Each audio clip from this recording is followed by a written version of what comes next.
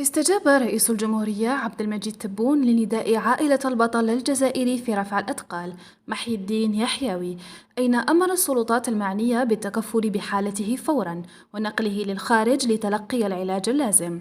وتم الاتصال بوالد محي الدين يحيوي وتأكيد تكفل الرئيس تبون بحالته المستعجلة.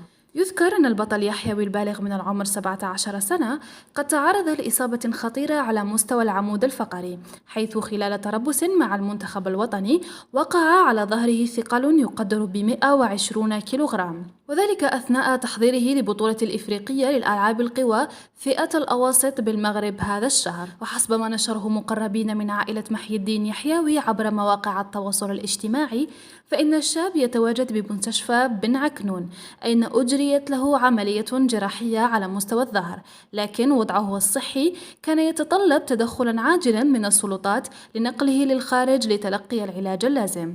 وللإشارة يعد الشاب محي الدين يحيوي نجل البطل العالمي لرفع الأثقال الجزائري عبد المنعم يحيوي.